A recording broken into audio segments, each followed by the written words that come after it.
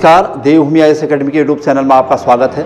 आज का हमारा विशेष टॉपिक है आगामी रविवार को कनिष्ठ सहायक की जो परीक्षा होने जा रही है उसमें आने वाले विज्ञान से संबंधित टॉपिक फिजिक्स और केमिस्ट्री हम अपने 100 क्वेश्चनों के माध्यम से या 100 MCQs के माध्यम से पूरा फिजिक्स और केमिस्ट्री को समेटने का प्रयास किया जा रहा है। चलिए देखते हैं।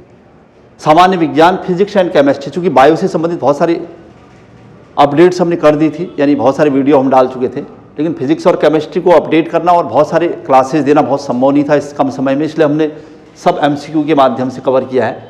तो चलिए पहले फिजिक्स यानी 50 क्वेश्चन भौतिक विज्ञान से संबंधित हैं फिजिक्स से, और शेष 50 क्वेश्चन होंगे केमिस्ट्री के। जो खास प्रश्न हैं वो सब कवर किए हैं। तो सबसे पहला क्वेश्चन यहाँ पर दिखाई दे रहा है, रॉकेट का सिद्धांत किस पर कार्य करता है। मतलब फिजिक्स में रॉकेट का सिद्धांत, ये प्रश्न पूछा जा चुका है पहले ही।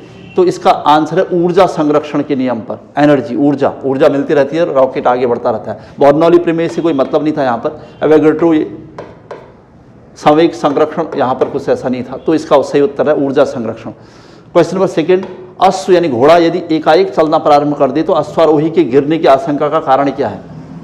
अचानक घोड़ा चलना प्रारंभ कर दे तो जो घोड़े में बैठा अश्वारोही है उसके गिरने की आशंका का कारण क्या होगा। विश्राम जड़त्व का नियम, ये हम पढ़ चुके हैं, जड़त्व के नियम। यदि कोई वस्तु अचानक चलती है तो उस पर बैठा यात्री पीछे की ओर या आगे की ओर क्यों चलता है, ये सब। क्वेश्चन नंबर थर्ड था, सूर्य की किरणों की तीव्रता मापने वाले उपकरण को क्या कहते हैं। सूर्य की किरणों की तीव्रता मापने वाले उपकरण, तो इसका आंसर है एक्टियोमीटर से मापा जाता है सूर्य की किरणों की तीव्रता। डायरेक्ट क्वेश्चन था। चौथा क्वेश्चन, तड़ित चालक का आविष्कार किसने किया था। तो इसका आंसर है बेंजामिन फ्रैंकलिन ने किया था तड़ित चालक का आविष्कार। लॉ ऑफ फ्लोटिंग, तैरने का नियम या सिद्धांत की खोज किसने की थी। तो आंसर होगा आर्किमिडीज। आर्किमिडीज का लॉ ऑफ फ्लोटेशन काफी फेमस रहा है।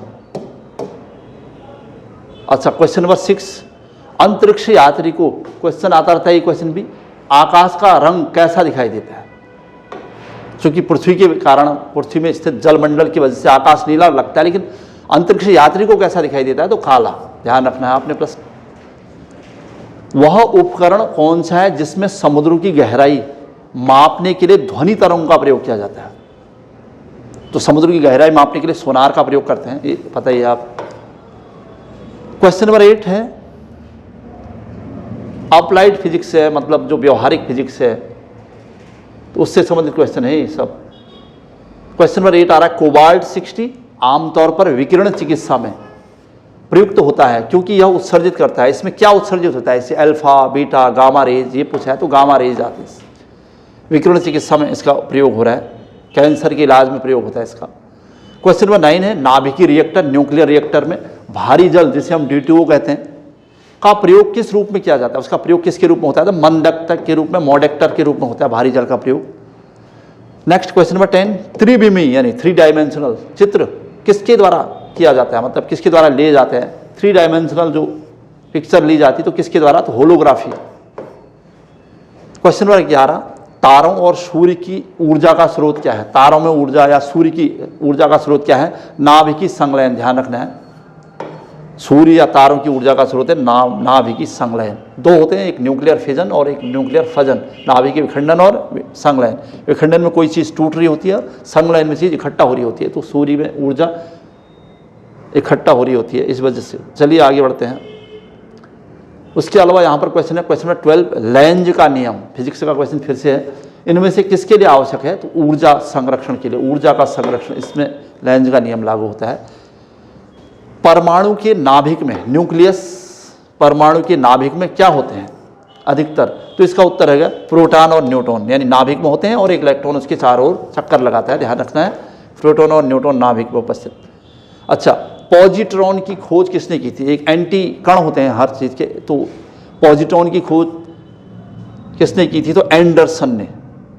1832 में इसकी खोज हुई है एंडरसन के द्वारा, पॉजिट्रॉन। तो ये आंसर होगा इसका एंडरसन। क्वेश्चन नंबर 15 है, हाइड्रोजन परमाणु के न्यूक्लियस में प्रोटॉनों की संख्या कितनी होती है।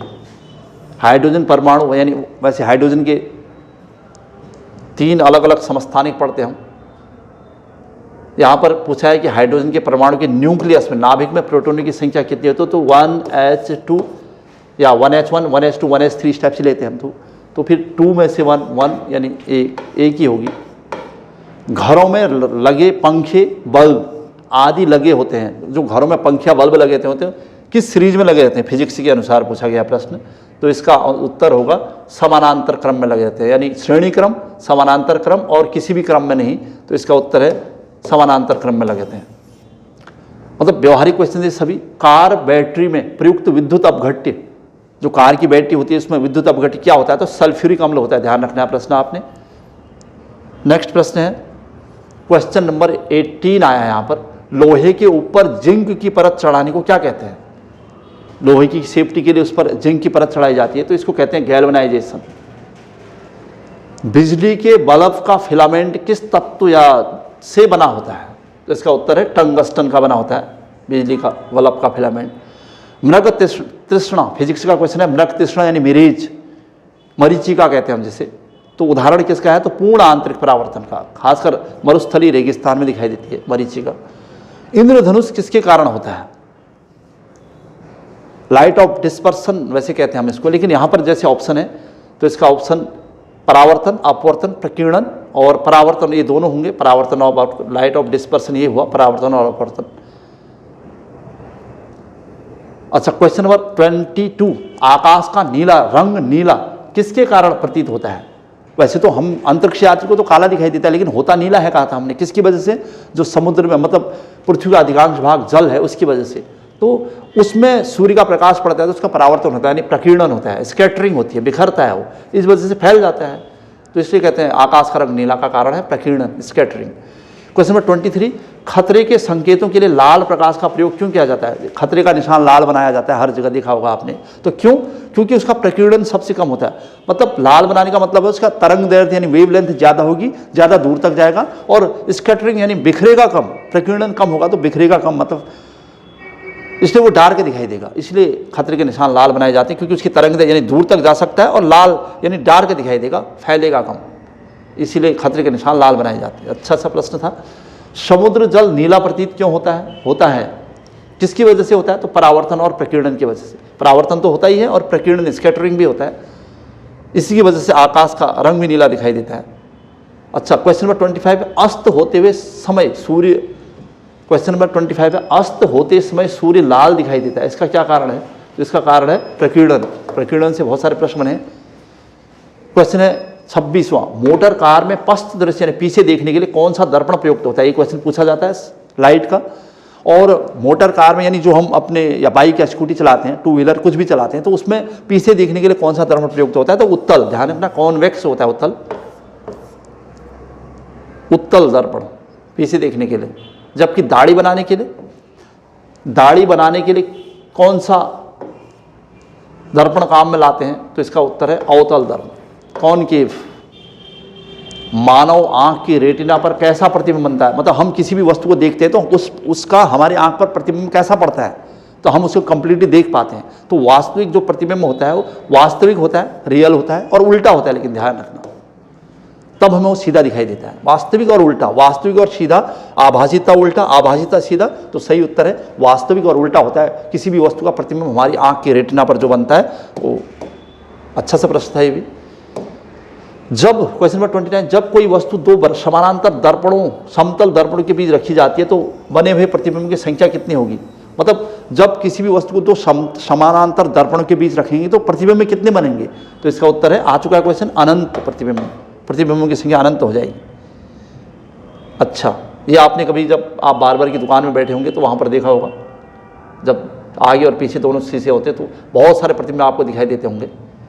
जब इस टाइप की कंडीशन जनरल व्यवहारिक में भी होती है। जब कृष्ण ने शिशुपाल को मारा था तो उससे बहुत सारे कृष्ण दिखाई दे रहे थे, ये कहीं ना कहीं इस टाइप की ही एक प्रोसेस थी। अच्छा, पानी में हवा का बुलबुला वैसे ही काम करता है, जो पानी में हवा का बुलबुला बनता है वो कैसे काम करता है, अवतल लेंस की भांति काम करता है। ध्यान रखिएगा, अच्छा सा प्रश्न। फिर से मैंने कहा ना, सारे क्वेश्चन व्यवहारिक हैं, अप्लाइड हैं, बिल्कुल कहीं ना कहीं क्वेश्चन बनेंगे साइंस के। पानी में हवा का बुलबुला वैसे ही काम करेगा जैसे अवतल लेंस काम करता है। धूप के चश्मे की क्षमता कितनी होती है, तो 0 डायोप्टर, तो क्षमता का मात्रक भी पूछता है कभी कभी।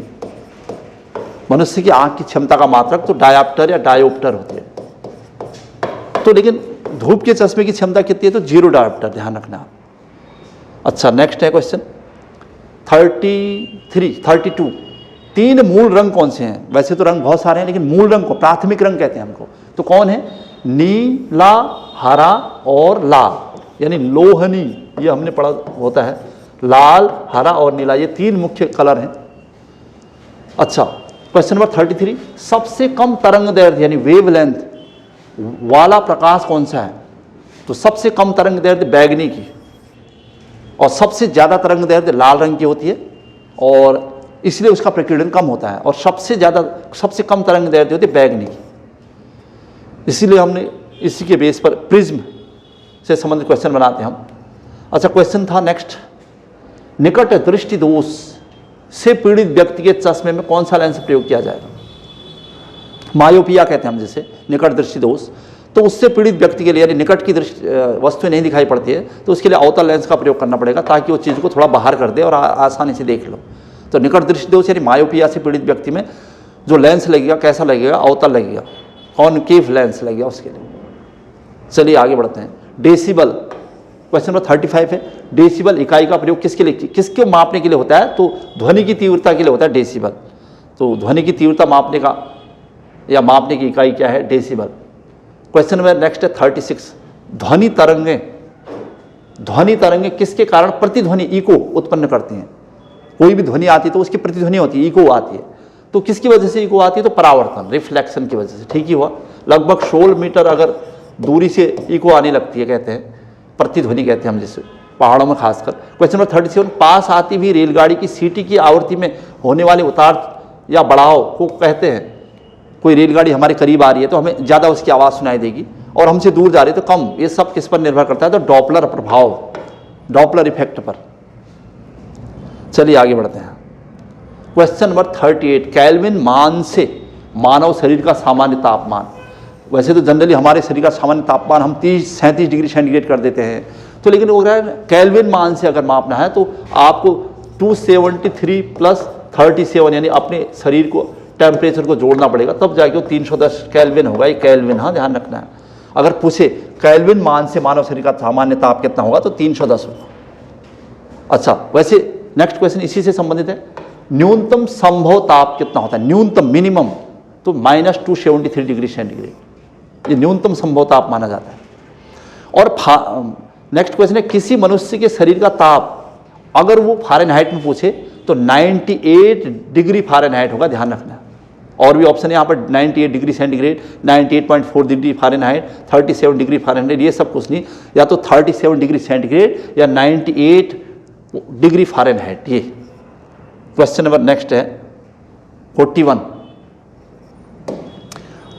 वर्षा की बूंद गोलाकार क्यों होती है? मतलब वर्षा की बूंद गोल होने का क्या कारण है? ये जनरली हम पढ़ते रहते हैं। इसका कारण है पृष्ठ तनाव, सरफेस टेंशन, या यहाँ पर ऑप्शन के हिसाब से सतही तनाव, सरफेस टेंशन। इसकी वजह से वर्षा की बूंद का आकार गोल होता है। नेक्स्ट है, पारसेक किसकी इकाई है? तो पारसेक बड़ी दूरी को मापने के लिए है, दूरी की इकाई है पारसेक। पहले तो दूरी की इकाई प्रकाश वर्ष है, उससे भी बड़ी दूरी अगर इकाई पूछेगा तो पारसेक होगा। नेक्स्ट है क्वेश्चन 43, ल्यूमेन किसका मात्रक है? ल्यूमेन, तो इसका आंसर है ज्योति flux, lumen. Question number 44, physics का एक अच्छा सा प्रश्न है भी, जो कई बार पूछा गया है जनरल साइंस के अंतर्गत। एक नदी में चलता हुआ जहाज जब समुद्र में आता है, मतलब नदी से जहाज समुद्र में आता है, तो क्या होगा उसमें? तो उसमें थोड़ा ऊपर आएगा नदी में, क्योंकि नदी में पानी कम है, समुद्र में ज़्यादा होता है, इस वजह से। तो अगर नदी में चलता हुआ जहाज समुद्र में आता है, तब जहाज में क्या परिवर्तन आएगा? तो जहाज थोड़ा ऊपर की ओर आएगा, ध्यान रखना आपने, क्योंकि नदी में पानी कम होता है और समुद्र में बहुत ज़्यादा होता है, इस वजह से। और अच्छी तरह से तैर सकता है मतलब वो समुद्र में। 45, इसलिए नदी में तैरना टफ है, जबकि समुद्र में तैरना आसान है। 45, समुद्र में प्लवन करते आइसबर्ग का कितना भाग समुद्र की सतह से ऊपर होगा? आइसबर्ग जनरली हम देखते हैं जो समुद्र में होता है, उसका कितना भाग समुद्र की सतह से ऊपर होता है? तो 1/10 भाग। तो शेष 9/10 भाग समुद्र मतलब जल के अंदर होगा, 1/10 भाग जल के ऊपर होगा। मतलब उसका केवल 1/10वां भाग ही दिखाई देता है जो आइसबर्ग समुद्र में तैर रहे होते हैं, जबकि शेष 9वां भाग उसके अंदर है। चलिए, और क्वेश्चन नंबर 46, हवाई जहाज से यात्रा करते समय पैन से स्याही निकलने का मुख्य कारण। जब हवाई जहाज से आप यात्रा कर रहे होते हैं तो एरोप्लेन में, तो वहाँ पैन से स्याही निकलने का मुख्य कारण है वायुदाब में कमी, क्योंकि ऊंचाई की ओर जाने पर वायुदाब यानी एटमॉस्फेरिक प्रेशर कम होने लगता है, तो इससे इंक निकलने लगती है स्याही। नेक्स्ट क्वेश्चन है 47, फिर से अच्छा सा क्वेश्चन है।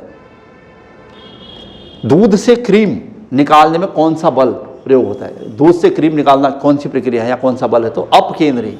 एक तो सेंट्रीफ्यूगल फोर्स, एक होता है अभिकेंद्री, सेंट्रीपिटल यानी केंद्र की तरफ, ये केंद्र से बाहर की तरफ हो, अपकेंद्री सेंट्रीफ्यूगल फोर्स। ध्यान रखना है, अभिकेंद्री और अपकेंद्री दो है, ये अभिकेंद्री नहीं होगा बल्कि अपकेंद्री होगा। 48, लोलक घड़ी में, लोलक घड़ी गर्मियों में क्यों सुस्त हो जाती है? पेंडुलम या लोलक घड़ी क्यों सुस्त हो जाती है? क्योंकि लोलक की लंबाई बढ़ जाती है तो उसे लंबी दूरी तय करनी पड़ती है, इसलिए सुस्त हो जाती है। T=2πL/g, लंबाई बढ़ेगी तो लंबी दूरी तय करनी पड़ेगी। नेक्स्ट क्वेश्चन नंबर 49, किसी सरल लोलक की लंबाई 4% बढ़ा दी जाए तो उसका आवर्तकाल क्या होगा? तो T आवर्तकाल =2π√L/g होता है इसका वैसे सूत्र। तो उसकी लंबाई आप बढ़ा रहे हो, 4% बढ़ा दे रहे हो, तो उसका आवर्तकाल 2% बढ़ जाएगा, लिख रहा है, तो ये सही उत्तर होगा इसका। क्वेश्चन नंबर 50 यानी फिजिक्स का 50वां और अंतिम क्वेश्चन है यहाँ पर। कैंडिला किसका मात्रक है? तो कैंडिला मात्रक है आपका ज्योति तीव्रता का। ये 50 के 50 क्वेश्चन फिजिक्स से थे यानी भौतिक विज्ञान से थे। अब के 50 क्वेश्चन जो शेष 50 क्वेश्चन है 51 के 100 तक, वो होंगे केमिस्ट्री से जुड़े हुए। देखते हैं क्या प्रश्न है। सबसे पहले 51, न्यूक्लियॉन सामान्य नाम किसके लिए है? यानी न्यूक्लियॉन में क्या क्या होता है? प्रोटॉन और न्यूट्रॉन, यानी न्यूक्लियस, इलेक्ट्रॉन उसके चारों ओर घूमता है। फिर वही क्वेश्चन नंबर 52, पृथ्वी की आयु का आकलन, यानी पृथ्वी की आयु का आकलन किससे कर सकते हैं? सबसे सही तो यूरेनियम डेटिंग विधि कहते हैं। कार्बन डेटिंग पद्धति, यूरेनियम डेटिंग पद्धति, परमाणु घड़ी, जैविक घड़ी, इस टाइप के ऑप्शन यहाँ पर दिखाई दे रहे हैं। तो सबसे सही है पृथ्वी की आयु का आकलन करने के लिए यूरेनियम डेटिंग पद्धति। चलिए आगे बढ़ते हैं। सर्वाधिक संख्या में समस्थानिक आइसोटोप्स, मतलब सबसे ज्यादा आइसोटोप्स या समस्थानिक किसके हैं? तो पोलोनियम के सबसे ज्यादा। ध्यान रखना प्रश्न। लोहे पर जंग लगना एक रासायनिक प्रक्रिया है वैसे, लोहे पर जंग लगना, तो उसमें क्या किसकी वजह से होता है? ऑक्सीजन अवकरण, बहुलीकरण, जस्तीकरण। तो इसका आंसर ऑक्सीजन। ऑक्सीजन मॉइस्चर के साथ गति करते हैं यहाँ पर, तो उसमें जंग लगने लग जाता है, उसका भार बढ़ने लग जाता है। अच्छा, नीले लिटमस पत्र को लाल कर देता है, मतलब कौन सा? अम्ल या क्षार या सॉल्ट? तो नीले लिटमस पेपर को लाल करने का काम एसिड का है, अम्ल का है। मानव रक्त का पीएच मान, मानव रक्त चूंकि क्षारीय होता है, बेस होता है, उसका पीएच मान 7 से ज्यादा होगा, तो इसका उत्तर होगा 7.4। तेलों के हाइड्रोजनीकरण में प्रयुक्त उत्प्रेरक है, कैटालिस्ट कहते हैं हम उत्प्रेरक को। तो तेलों के हाइड्रोजनीकरण में जो प्रयुक्त उत्प्रेरक होता है निकिल होता है, Ni। ध्यान रखना, अच्छा सा प्रश्न है ये भी, केमिस्ट्री में जो कई बार पूछे गए क्वेश्चन वो सब उठे हैं यहाँ पर। अच्छा, हैबर विधि, पहले तो क्वेश्चन ये था कि हैबर विधि किसके लिए? अमोनिया उत्पादन के लिए। पहला प्रश्न तो ये मिल गया। अमोनिया उत्पादन की हैबर विधि में उत्प्रेरक वर्धक के रूप में क्या कार्य करता है? तो मोलिब्डेनम। ध्यान रखना है। कार्बन, क्वेश्चन नंबर 59 है, कार्बन मोनोऑक्साइड तथा नाइट्रोजन गैस के गैसीय मिश्रण को क्या कहते हैं? ये प्रोड्यूसर गैस कहा जाता है इसे। कार्बन मोनोऑक्साइड तथा नाइट्रोजन, CO+NO, NO2, ये या NO भी चल जाएगा, नाइट्रोजन ऑक्साइड, या N2 भी लिख सकते हो आप। प्रोड्यूसर गैस का फॉर्मूला है वो CO+N2, ये। नेक्स्ट है LPG, लिक्विफाइड पेट्रोलियम गैस में कौन सी गैस मुख्यतः होती है? LPG में मुख्य गैस होती है ब्यूटेन, जो हम LPG गैस सिलेंडर यूज कर रहे हैं, और उसमें सबसे ज्यादा कौन सी होती है? तो ब्यूटेन होती है। ध्यान रखना, मेथेन, एथेन, प्रोपेन, ब्यूटेन इस टाइप से ऑप्शन बनाता है, तो ब्यूटेन होती है। और एक क्वेश्चन और LPG गैस सिलेंडर से पूछता है कि जब LPG गैस सिलेंडर में गैस का रिसाव होने लगता है तो किसकी वजह से हमें पता चल जाता है? तो उसमें भी एक क्वेश्चन बना है, चूंकि यहाँ पर होगा नहीं इसलिए मैं यहीं पर कवर कर देता हूँ कि मरकैप्टन, मरकैप्टन कहते हैं कि LPG गैस सिलेंडर में मरकैप्टन मिलाई जाती है, जिसकी वजह से गैस में रिसाव होते हुए या सिलेंडर में रिसाव होते हुए हमें पता चल जाता है। इसकी वजह से पता चल जाता है, मरकैप्टन गैस की वजह से। तो जो खुशबू आती है या फिर बदबू आती है हम जिसे कहते हैं LPG गैस सिलेंडर में, वो ब्यूटेन की नहीं है बल्कि मरकैप्टन की है। चलिए आगे बढ़ते हैं। क्वेश्चन नंबर नेक्स्ट, भूरा कोयला, ब्राउन कोल, भूरा कोयला के नाम से किसे जाना जाता है? तो लिग्नाइट कोयला। आधुनिक आवर्त सारणी में, मेंडलीव की आवर्त सारणी कहते हैं हम जिसको, तत्वों के वर्गीकरण का आधार क्या है? क्लासिफिकेशन किस बेस पर हुआ है? तो परमाणु संख्या के बेस पर हुआ है, ध्यान रखिएगा। जबकि मोजले ने परमाणु भार आधार बताया था, परमाणु द्रव्यमान भार। अच्छा, क्वेश्चन नंबर 63, सबसे हल्की धातु कौन सी है? तो लिथियम सबसे हल्की धातु है। धातु पूछा गया यहाँ पर। पारे का अयस्क, पारे का ओर कौन सा है? तो सिनेबार, यानी सिनेबार पारे का अयस्क है, यहाँ पर ध्यान रखना है आपने। नेक्स्ट है, फोटोग्राफी में स्थायीकरण के रूप में प्रयुक्त होने वाला रसायन कौन सा है फोटोग्राफी में? तो sodium silicate, sodium thiosulphate, sodium silicate, इनका ही यूज होता है अधिकतर वैसे। नेक्स्ट है क्वेश्चन नंबर 66, जंग लगने पर लोहे का भार क्या होता है? तो बढ़ता है, ध्यान रखना। क्वेश्चन नंबर 67, कौन सी धातु अर्धचालक की भांति ट्रांजिस्टर में प्रयुक्त होती है? सेमीकंडक्टर की भांति तो जर्मेनियम प्रयुक्त होती है। यहाँ पर ऑप्शन चूंकि जर्मेनियम है, तो 67वां क्वेश्चन है, कौन सी धातु ट्रांजिस्टर में, कौन सी धातु अर्धचालक में, सेमीकंडक्टर में ट्रांजिस्टर की भांति प्रयोग होती है? तो जर्मेनियम। अच्छा, नेक्स्ट क्वेश्चन आया है प्रकाश संश्लेषण, यानी 68वां क्वेश्चन अब हमारे पास है। फोटोसिंथेसिस, प्रकाश संश्लेषण में पौधों द्वारा कौन सी गैस उपयोग में, पौधों द्वारा कौन सी गैस उपयुक्त होती पूछा है? तो CO2। क्वेश्चन नंबर 69, डॉक्टरों द्वारा एनेस्थीसिया के रूप में प्रयोग होने वाली हास्य गैस, लाफिंग गैस, उसका फॉर्मूला या उसे क्या, कौन सी गैस है? तो नाइट्रस ऑक्साइड, NO2। नेक्स्ट है अश्रु गैस, आंसू गैस या टीयर गैस, कौन सी है? तो क्लोरीन, आंसू गैस जो छोड़ी जाती है वो क्लोरीन होती है। क्वेश्चन नंबर 71, कौन सी गैस वायुमंडल में अम्लीय वर्षा, एसिड रेन की उत्पत्ति के लिए उत्तरदायी, मतलब एसिड रेन में सबसे ज्यादा जिम्मेदार गैस है SO2, सल्फर डाइऑक्साइड। इनमें से ऑप्शन के हिसाब से, वैसे नाइट्रोजन डाइऑक्साइड भी होती है उसमें, लेकिन सबसे ज्यादा तो SO2। रसायन उद्योग में कौन सा मूल रसायन माना जाता है? रसायनों का राजा या मूल रसायन, तो H2SO4, सल्फ्यूरिक अम्ल।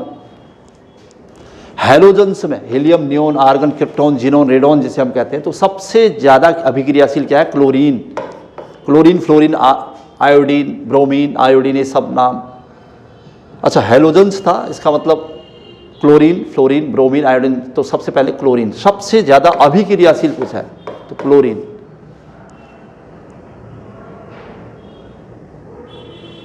फ्लोरीन होना चाहिए वैसे यहाँ पर ऑप्शन के हिसाब से, फ्लोरीन, क्लोरीन, ब्रोमीन, आयोडीन, तो फ्लोरीन होगा ये option, fluorine.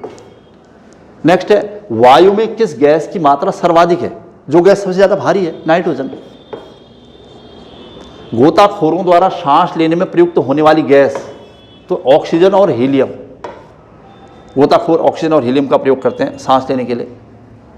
Question number 76, general question फिर से, प्रकाशीय सजावट, लाइटिंग तथा विज्ञापन के विसर्जन नलिकाओं में प्रयुक्त होने वाली गैस कौन सी? तो नियोन का प्रयोग किया जाता है यहाँ पर प्रकाशीय सजावट वगैरह में। प्रकृति में सबसे अधिक मात्रा में पाया जाने वाला कार्बनिक यौगिक पूछा है, तो इसका आंसर है सेलुलोज, सबसे अधिक मात्रा में पाया जाने वाला। क्वेश्चन नंबर 78 में हम अब कपूर को किस विधि द्वारा शुद्ध किया जाता है? फिजिक्स और केमिस्ट्री दोनों का क्वेश्चन है। ऊर्ध्वपातन, सब्लिमेशन, शुद्ध होता है वो। क्लोरोफॉर्म का IUPAC नाम पूछता है, क्लोरोफॉर्म का, इसका आंसर है टेट्राक्लोरोमीथेन। द्रव सोना, लिक्विड गोल्ड कहते हैं जिसको, के नाम से किसे जाना जाता है? तो पेट्रोलियम को जाना जाता है द्रव सोना के नाम से। नेक्स्ट क्वेश्चन है 81, गैसोहॉल, जो मोटर गाड़ियों में ईंधन के रूप में प्रयुक्त होता है, किसका मिश्रण है? तो पेट्रोल और अल्कोहल। ध्यान रखना, प्रश्न अच्छा सा प्रश्न है, कई बार देखने को मिलता है गैसोहॉल, तो पेट्रोल और अल्कोहल। कार के इंजनों में नॉकिंग से बचने के लिए क्या प्रयोग किया जाता है जाड़े के दिनों में खासकर? तो लेड टेट्राइथाइल, लेड मिलाया जाता है, आप बताइए, लेड टेट्राइथाइल। व्यापारिक वैसलीन किससे निकाला जाता है? तो इसका उत्तर है पेट्रोलियम। नेक्स्ट क्वेश्चन है 84, किस गैस को मार्श गैस के नाम से जाना जाता है? Marsh gas, methane. प्राकृतिक गैस, नेचुरल गैस का मुख्य घटक क्या है? तो मीथेन। नेचुरल गैस का मुख्य घटक भी मीथेन है। एलपीजी का ब्यूटेन हुआ, ध्यान रखना है। एलपीजी में मुख्यतः ब्यूटेन तो होती है, खैर उसके अलावा कौन कौन सी होती है? तो मीथेन, प्रोपेन और ब्यूटेन, ये तीनों होती है होने को, लेकिन सबसे तीनों में पहले पूछेगा तो मीथेन होगी, सॉरी ब्यूटेन होगी। तो मीथेन, प्रोपेन और ब्यूटेन। लेकिन प्राकृतिक गैस में मीथेन और मार्स गैस मीथेन को ही कहा जाता है। अच्छा, नेक्स्ट है धातुओं में जोड़ लगाने यानी वेल्डिंग में कौन सी गैस प्रयुक्त? बहुत बार पूछ दिया प्रश्न, वेल्डिंग उद्योग में कौन सी गैस का प्रयोग हो रहा है? जोड़ लगाने में, वेल्डिंग में, तो आपको एसिटिलीन, ये याद रखना आप। घरेलू फ्रिज में सामान्यतः कौन सी गैस ओजोन परत के ह्रास के लिए उत्तरदायी है? मतलब ओजोन परत के लिए वजह से CFC फ्लोरोक्लोरोकार्बन्स है, तो फ्लोरोक्लोरोकार्बन्स या क्लोरोफ्लोरोकार्बन्स, CFC कहते हैं हम जिससे। ये हमारे घरेलू फ्रिज, रेफ्रिजरेटर, AC वगैरह सभी से ये निकल रही है बड़ी मात्रा में। शराब, वाइन में उपस्थित है। शराब में कौन सा एल्कोहल है? एथाइल एल्कोहल, मिथाइल एसिटिक अम्ल, क्लोरोफॉर्म, तो मिथाइल एल्कोहल है, ध्यान रखना। जब चींटी काटती है तो वे अंतःक्षेपित करती है, मतलब चींटी के काटने में कौन सा रसायन आता है? तो फॉर्मिक अम्ल, ध्यान रखना। टार्टरिक अम्ल पाया जाता है, किस में पाया जाता है? नींबू, इमली, फलों के रस, इमली में पाया जाता है टार्टरिक अम्ल। नींबू एसिटिक अम्ल के लिए, लाल चींटी में फॉर्मिक अम्ल। फोटोग्राफी में कौन सा अम्ल प्रयोग किया जाता है? तो एसिटिक अम्ल। क्वेश्चन नंबर 93, यूरिया उर्वरक में नाइट्रोजन किस रूप में होता है? तो इसका आंसर है एमाइड। यूरिया उर्वरक में नाइट्रोजन किस रूप में होता है पूछा है, तो एमाइड के रूप में होता है। यूरिया में नाइट्रोजन की प्रतिशत मात्रा कितनी होती है? यूरिया, यूरिन, तो इसका आंसर है 46%। अच्छा सा क्वेश्चन है। टाई नाइट्रोटोल्यूएन, TNT हम कहते हैं जिसको, ये क्या है? TNT क्या है? तो एक विस्फोटक है TNT। आंसू गैस का रासायनिक नाम पूछा है इस बार। आंसू गैस में क्लोरीन होती है पूछा था, लेकिन रासायनिक नाम पूछेगा तो क्लोरोएसिटोफेनोन, ध्यान रखना है रासायनिक नाम आंसू गैस का। सारे व्यवहारिक क्वेश्चन थे लगभग जितने भी आ रहे हैं। बुलेट प्रूफ पदार्थ बनाने में या बुलेट प्रूफ जैकेट कुछ भी बनता है, बनाने के लिए कौन सा बहुलक पॉलीमर प्रयोग करते हैं? तो पॉलीकार्बोनेट्स, ध्यान रखना। 98वां क्वेश्चन है, मानव निर्मित प्रथम कृत्रिम रेशा कौन सा था? तो नायलॉन। मानव के द्वारा बनाया गया पहला कृत्रिम रेशा नायलॉन है। और क्वेश्चन नंबर 99, RDX का पूरा नाम पूछा है। RDX हम जनरली जानते हैं, तो इसका पूरा नाम एक बार देखते हैं क्या है। तो इसका पूरा नाम आ रहा है रिसर्च डेवलप्ड एक्सप्लोसिव। RDX का पूरा नाम, full form. Dynamite, question number 100 और लास्ट क्वेश्चन है, डायनामाइट का आविष्कार किसने किया था? तो अल्फ्रेड नोबेल ने। और बाद में इसी के बाद उन्होंने नोबेल पुरस्कार की शुरुआत की थी अपनी वसीयतनामे के अनुसार, चूँकि एक बहुत विस्फोटक पदार्थ की खोज की थी अल्फ्रेड नोबेल ने, डायनामाइट की खोज। तो ये थे फटाफट 100 क्वेश्चन जिसमें फिजिक्स और केमिस्ट्री को समेटने का प्रयास किया गया। आज की क्लास यहीं पर समाप्त हो रही है। जय हिंद, जय उत्तराखंड।